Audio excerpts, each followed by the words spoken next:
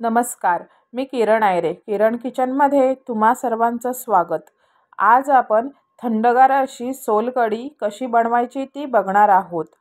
अपचन, ॲसिडिटी आणि पित्त यावर ही सोलकढी खूप फायदेशीर आहे आणि ही सोलकढी बनवायला खूप सोपी आहे. तर चला आपण सुरुवात करूया. सोलकढी बनवायला काय काय साहित्य लागतं ते बघूया.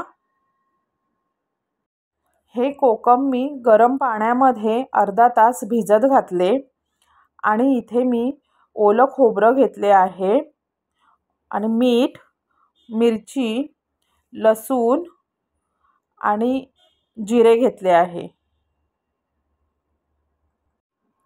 एक मिक्सरचे भांडं घेऊया आणि त्यामध्ये मी ओलं खोबरं आहे ते मी घालते आणि यामध्ये मी जिरे घालते, लसूण आणि मिरची हे घालून हे आपण पाणी न घालता मिक्सरला लावून घ्यायचे आहे. तर हे मी आता मिक्सरला लावून घेते. हे बघा, हे मी मिक्सरला लावून घेतले. आता मी एका चमच्याने हे चांगले फिरवून घेते आणि यामध्ये आता आपण पाणी घालूया आणि हे परत आपण मिक्सरला लावून घेणार आहोत. तर हे बघा, हे असे झाले आहे. आता आपण हे गाळणीवरती गाळून घेऊया. तुमच्याकडे कपडा असेल स्वच्छ तर तुम्ही त्या कपड्यावरती गाळून घेतलात तरी चालेल. हे बघा, हे मी जरा चमच्याने फिरवून घेते म्हणजे सर्व खोबऱ्याचे दूध आहे ते सर्व निघून येईल आणि हे परत आपण आता मिक्सरला लावणार आहोत. असं हे तीनदा करून घ्यायचं आहे. सुरुवातीला याचे दूध घट्ट येते आणि नंतर थोडेसे पातळ पातळ यायला सुरुवात होते. परत पाणी टाकूया आणि परत आपण हे मिक्सरला लावून घेणार आहोत.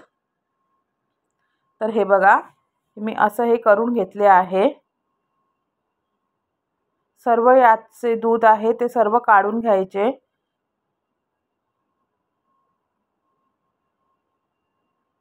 हे बघा, हे झाले आहे. इथे मी नारळाचे दूध सर्व काढून घेतले आहे.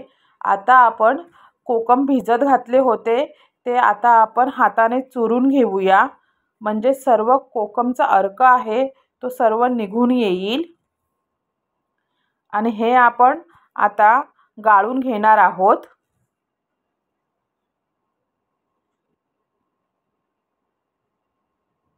हे बघा, हे गाळून झाले आहे. आता आपण हे पाणी आहे हे आपण नारळाच्या दुधामध्ये मिक्स करणार आहोत. हे आपण चमच्याने चांगले मिक्स करून घेऊया आणि यामध्ये आता आपण चवीनुसार मीठ घालून घेऊया. परत चमच्याने मी मिक्स करून घेते आणि इथे ही सोलकढी तयार आहे आणि यामध्ये मी थोडी कोथिंबीर घालते. आता आपण ही सोलकढी सर्व करूया. ही सोलकढी तुम्ही फ्रीजमध्ये ठेवून छान अशी थंडगार करून पिऊ शकता. ही बघा, इथे ही सोलकढी तयार आहे. जर तुम्हाला ही रेसिपी आवडली असेल तर तुम्ही चॅनलला सबस्क्राईब करा, लाईक आणि शेअर करा. चला भेटूया नवीन व्हिडिओमध्ये. तोपर्यंत नमस्कार.